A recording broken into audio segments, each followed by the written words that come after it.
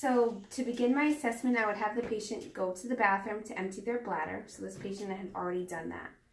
So now I would make sure that my patient's in the correct position to do my abdominal assessment.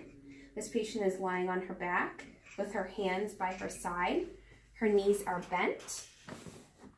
So this is going to relax her abdominal muscles. So to begin, I'm going to start by inspecting her abdomen. I'm looking at all different angles at the abdomen, looking at the skin tone, which is nice and pink.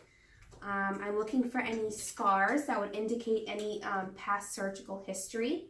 I'm looking for any abrasions, any lesions, or just anything that would be abnormal on the abdomen. And there's nothing noted. The skin is nice and dry, it is nice and clean, and the skin is intact. The abdomen is flat in nature, which is a great finding. So now, after I inspected the abdomen, I'm going to auscultate. What's up? Okay, 1 minute. So I'm going to start by auscultating all 4 quadrants of the abdomen.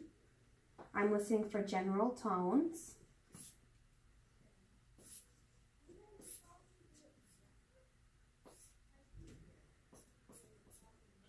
And the bowel sounds are normal active throughout.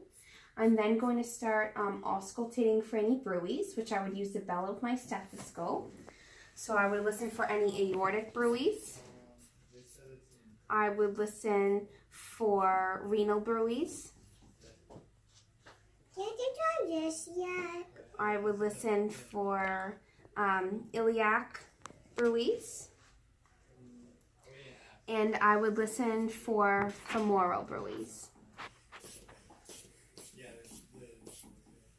And no bruits are auscultated at this time, so that's a great finding. Now that I auscultated, I would then begin to percuss the abdomen.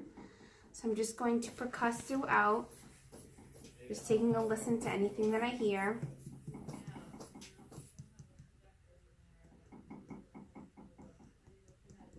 I would percuss the top of the liver and the bottom of the liver, and it's between the 8 to 12 inches.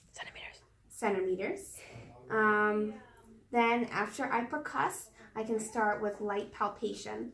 So I'm going to palpate all the different quadrants. I'm looking for any, if the patient had any pain or tenderness. Do you have any pain? No. Oh, excellent. Okay. And another thing is I could watch her facial features, see if she had any facial grimacing, or if she started to guard that area due to any pain.